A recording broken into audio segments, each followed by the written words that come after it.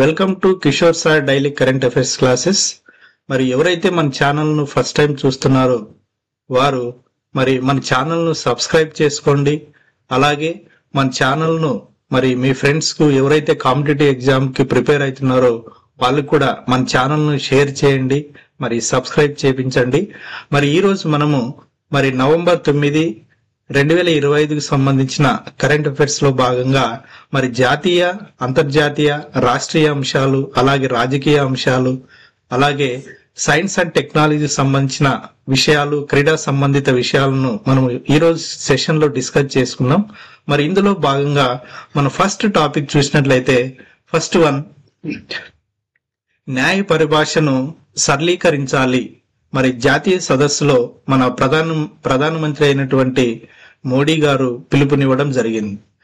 అయితే ఇక్కడ జాతీయ న్యాయ సేవల ప్రాధికార సంస్థ 30వ వార్షికోత్సవం సందర్భంగా ఏర్పాటైన ఈ కార్యక్రమంలో సామాజిక మధ్యవర్తంపై శిక్షణ కార్యక్రమాన్ని మోడీ ప్రారంభించారు. అందరికీ న్యాయం అందుబాటులో ఉండాలని ఆకాంక్షించడం జరిగింది.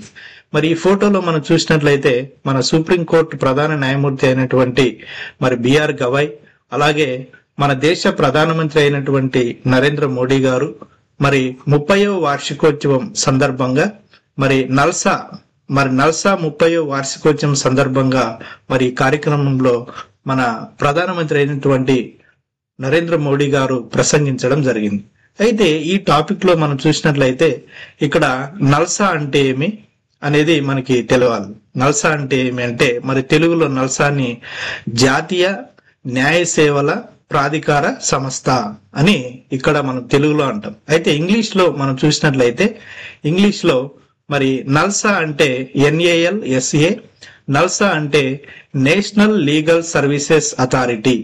ఓకే, నల్సా ఫుల్ ఫామ్ మనం చూసినట్లయితే NA అంటే నేషనల్, L అంటే లీగల్, S అంటే సర్వీసెస్, A అంటే authority, national legal services authority.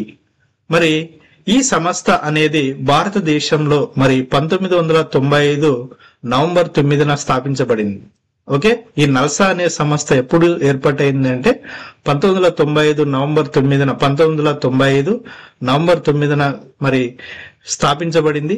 ఈ సంస్థ అనేది రాజ్యాంగబద్ధ సంస్థ కాదు, ఇది చట్టబద్ధ సంస్థ. నల్సా అనేది ఒక చట్టబద్ధ సంస్థ.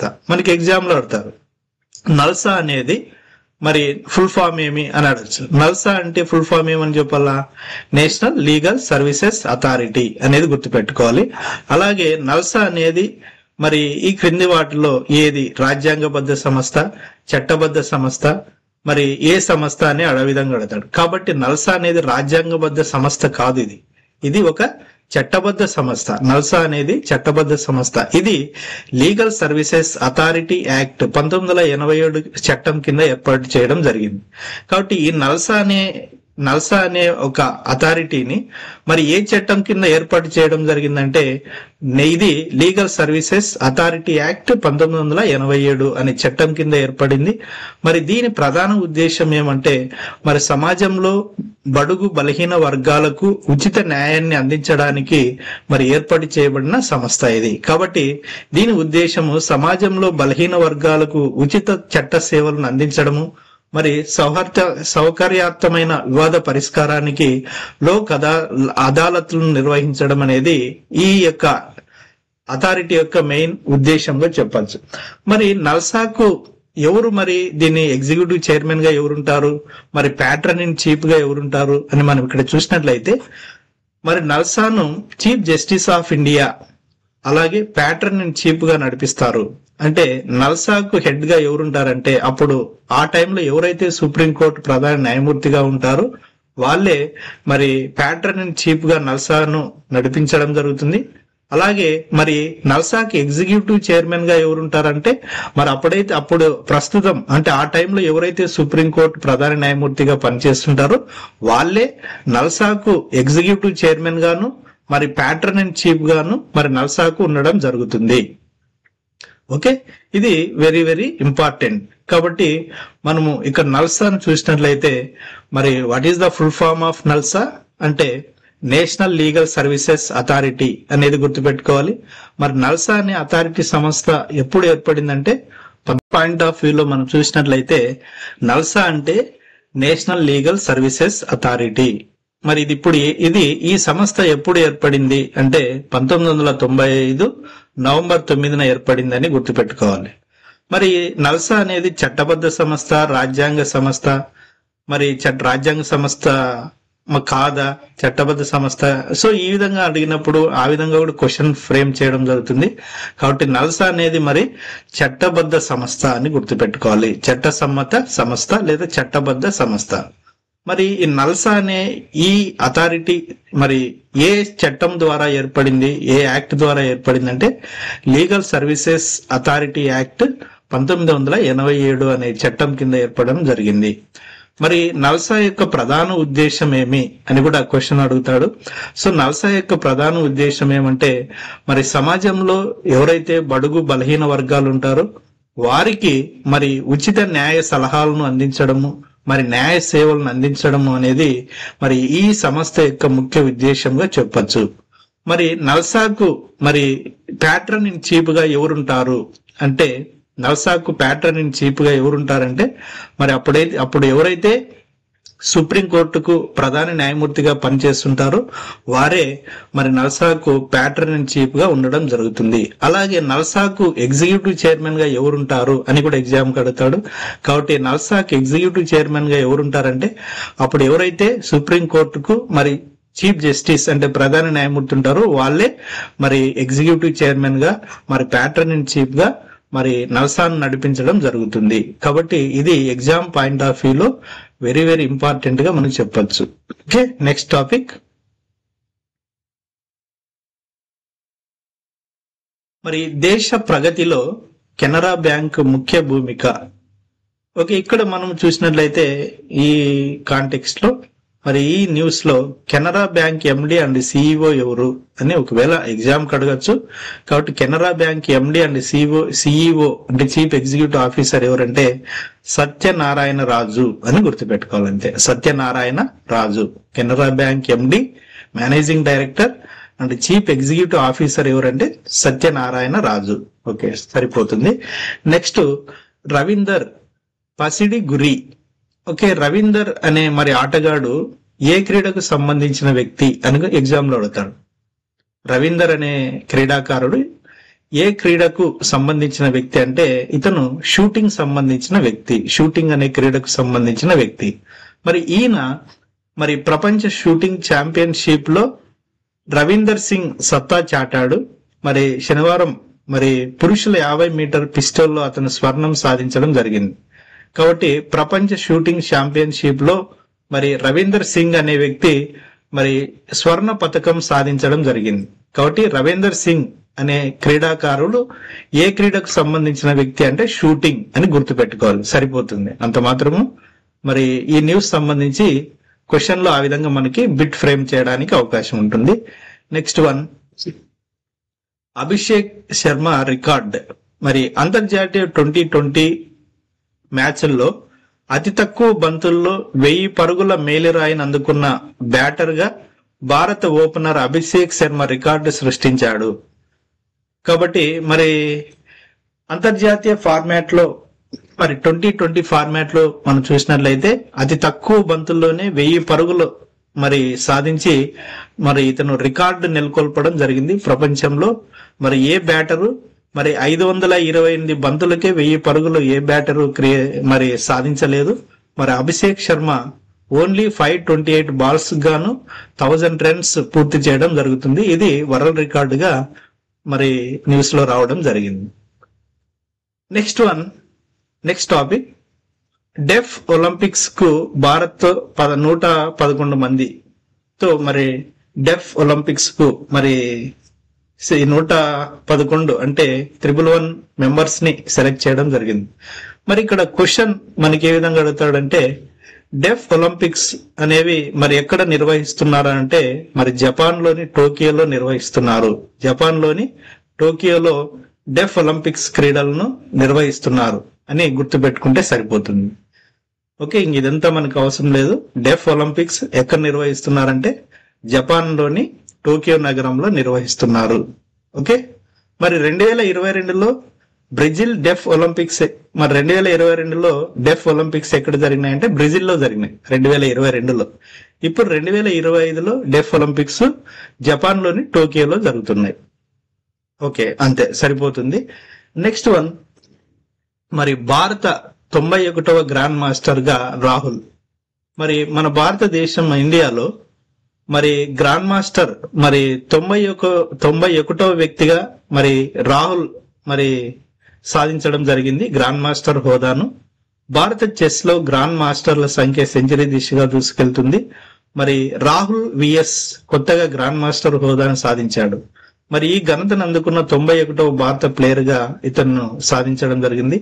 ఫిలిప్పీన్స్ లో జరిగిన ఎస్సీఏఎన్ మరి వ్యక్తిగత ఛాంపియన్షిప్ లో ట్రోఫీ గెలిచిన 21 ఏళ్ల రాహుల్ ఈ క్రమంలో చివరి గ్రాండ్ మాస్టర్ మరి నార్మాను అందుకున్నాడు. ఓకే, మరి ఇటీవల 91వ గ్రాండ్ మాస్టర్ ఎవరు అని ఎగ్జామ్ లో అడతాడు సింపుల్ గా. కాబట్టి మనము ఇటీవల భారత్ లో 91వ గ్రాండ్ మాస్టర్ ఎవరంటే రాహుల్ అని గుర్తుపెట్టుకోండి, సరిపోతుంది రాహుల్. Okay, next topic. మరి 1వ తారీఖు నుంచి అంటే డిసెంబర్ 1 నుంచి 19 వరకు పార్లమెంట్ శీతాకాల సమావేశాలు జరుగుతున్నాయి. ఓకే, మరి పార్లమెంట్ శీతాకాల సమావేశాలు డిసెంబర్ 1 నుంచి డిసెంబర్ 19 వరకు జరుగుతున్నాయి. మరి ఇందుకు సంబంధించి కేంద్ర ప్రభుత్వం చేసిన ప్రతిపాదనకు రాష్ట్రపతి ద్రౌపది ముర్ము ఆమోదం తెలిపినట్లు పార్లమెంట్ వ్యవహారాల మంత్రి కిరణ్ రిజిజు శనివారం సామాజిక మాధ్యమం ఎక్స్ ద్వారా వెల్లడించడం జరిగింది. అయితే మరి ఇక్కడ గుర్తు పెట్టుకోవాల్సిన విషయం ఏమంటే, మరి పార్లమెంట్ అంటే ఒక లోక్సభకు మాత్రమే కాదు, ఒక రాజ్యసభ మాత్రమే కాదు. కాబట్టి పార్లమెంట్ అంటే లోక్సభ, రాజ్యసభ ప్లస్ ప్రెసిడెంట్ రాష్ట్రపతి, వీళ్ళు ఈ ముగ్గురిని కలిపి పార్లమెంట్ అంటాం. కాబట్టి మరి రాష్ట్రపతిని, రాజ్యసభని, లోక్సభని కలిపి మనము పార్లమెంట్ అని చెప్పుకోవచ్చు. కాబట్టి పార్లమెంట్ లో లోక్సభ ఉంటుంది, రాజ్యసభ ఉంటుంది, అలాగే రాష్ట్రపతి కూడా ఒక మెంబర్ గా ఉండడం జరుగుతుంది. అయితే ఈ పార్లమెంట్ సమావేశాలు మరి ప్రతి సంవత్సరం జరుగుతాయి పార్లమెంట్ సమావేశాలు. అయితే పార్లమెంట్ సమావేశాలు అనేటివి మరి ప్రతి సంవత్సరము ఎన్నిసార్లు జరుగుతాయి అని క్వశ్చన్ అడిగినాడు, చాలా సార్లు అడిగినాడు. మరి పార్లమెంట్ సమావేశాలు సంవత్సరంలో ఎన్నిసార్లు జరుగుతాయి అని క్వశ్చన్ అడుగుతాడు. కాబట్టి పార్లమెంట్ సమావేశాలు సంవత్సరంలో మరి ముఖ్యంగా 3 సార్లు జరుగుతాయి, 3 టైమ్స్ జరుగుతాయి. ఒకటి ఫస్ట్ వన్ బడ్జెట్ సెషన్. మరి బడ్జెట్ సెషన్ అని ఒక సమావేశం జరుగుతుంది, పార్లమెంట్ సమావేశము. ఇది ఫిబ్రవరి నుండి మే మధ్యలో జరుగుతుంది బడ్జెట్ సెషన్స్ అనేటివి. తర్వాత మాన్సూన్ సెషన్స్ వచ్చి జూలై నుండి సెప్టెంబర్ మధ్యలో జరుగుతాయి మాన్సూన్ సెషన్స్. మరి నెక్స్ట్ వింటర్ సెషన్ వచ్చి నవంబర్ డిసెంబర్ మధ్యలో జరుగుతాయి. నవంబర్ నుంచి డిసెంబర్ లో మధ్యలో ఈ యొక్క సమావేశాలు వింటర్ సెషన్స్ అనేవి జరుగుతాయి. కాబట్టి పార్లమెంట్ సమావేశాలు ముఖ్యంగా 3 సార్లు జరుగుతాయి. ఒకటి బడ్జెట్ సెషన్ ఫిబ్రవరి నుంచి మే మధ్యలో జరుగుతుంది. సెకండ్ వన్ మాన్సూన్ సెషన్ ఈ జూలై నుంచి సెప్టెంబర్ మధ్యలో జరుగుతుంది. వింటర్ సెషన్ నవంబర్ నుంచి డిసెంబర్ మధ్యలో జరుగుతుంది. సో ఈ విధంగా మరి బడ్జెట్ సమావేశాలు అనేటివి మన ప్రస్తుతం పేపర్ లో రావడం జరిగింది.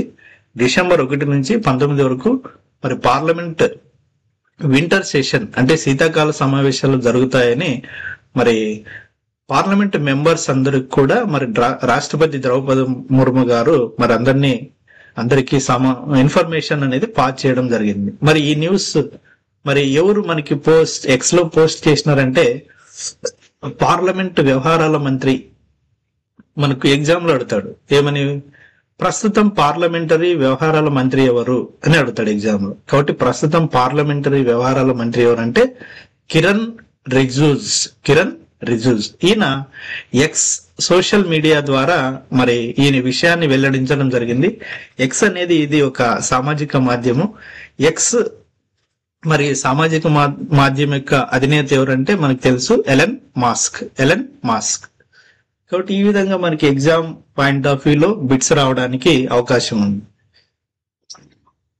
మరి ఇక్కడ పార్లమెంట్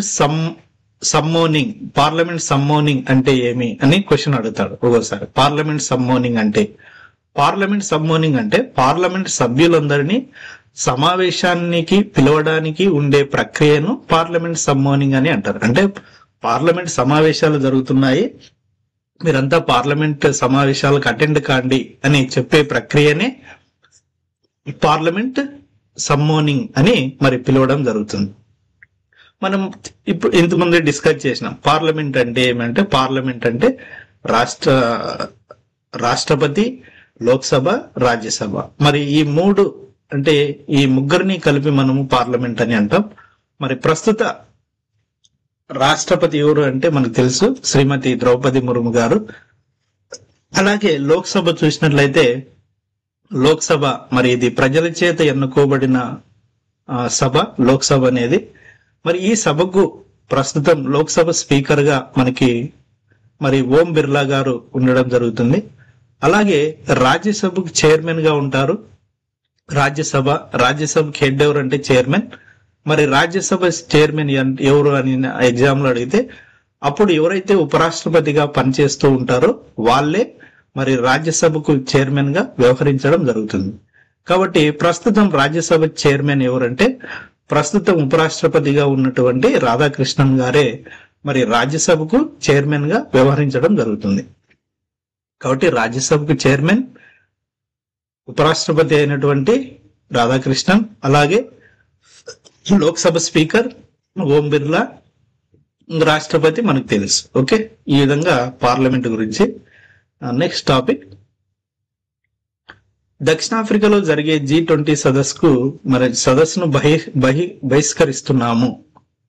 బహిష్కరిస్తున్నాము అని చెప్పడం జరిగింది. దక్షిణాఫ్రికాలో జరిగే G20 సదస్సును బహిష్కరిస్తున్నాము అని డొనాల్డ్ ట్రంప్ సంచలన ప్రకటన చేయడం జరిగింది. అమెరికా అధ్యక్షుడు డొనాల్డ్ ట్రంప్ సంచలన ప్రకటన చేశారు. మరి ఈ ఏడాది దక్షిణాఫ్రికాలో జరగనున్న G20 దేశాల అధినేతల సదస్సుకు అమెరికా నుంచి ఎవరూ హాజరు కాబోరని ఆయన స్పష్టం చేశారు. మరి G20 సమావేశాలు అనేటివి, G20 దేశాల అధినేతల సదస్సు అనేవి మరి ఇది మనకు దక్షిణాఫ్రికాలో ఈ సంవత్సరం దక్షిణాఫ్రికాలో జరుగుతున్నాయి. మరి ఈ సమావేశాలకు మరి అమెరికా దేశం తరపున ఎవరు మేము అటెండ్ కాము అని మరి డొనాల్డ్ ట్రంప్, అమెరికా అధ్యక్షుడైనటువంటి డొనాల్డ్ ట్రంప్ మరి ప్రకటన చేయడం జరిగింది. ఎందుకోసం అంటే దక్షిణాఫ్రికాలో మరి తెల్ల జాతీయులు అంటే మరి ఇంగ్లీష్ వాళ్ళు తెల్ల జాతీయ రైతులు అనే వాళ్ళు ఉంటారు, వాళ్ళపై నల్ల జాతీయులు మరి వర్ణ వివక్షత చూపుతున్నారు అని డొనాల్డ్ ట్రంప్ మరి తీవ్ర అభ్యంతరం అనేది వ్యక్తం చేయడం జరిగింది. మరి అలాగే మరి దక్షిణాఫ్రికా నెక్స్ట్ మరి G20 సమావేశాలు మనకు అమెరికాలో జరుగుతాయి. మరి ఆ సమావేశాల కోసం మేము ఈగర్లీగా వెయిట్ చేస్తున్నామని మరి సోషల్ మీడియా వేదికగా డొనాల్డ్ ట్రంప్ ప్రకటించడం జరిగింది. మరి ఇటీవల దక్షిణాఫ్రికాలో జరిగిన G20 సదస్సుకు ఏ దేశం మరి సమావేశాలను బహిష్కరించిందంటే అమెరికా అని గుర్తుపెట్టుకోవాలి.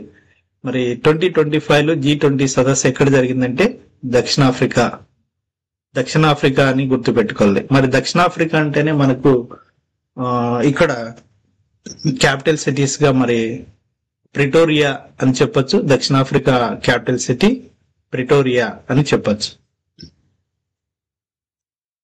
ఇది మరి దీనికి సంబంధించిన న్యూస్. నెక్స్ట్ టాపిక్ చూస్తే మరి మెగాసిస్ అవార్డు స్వీకరించిన ఎడ్యుకేట్ గర్ల్స్ సంస్థ.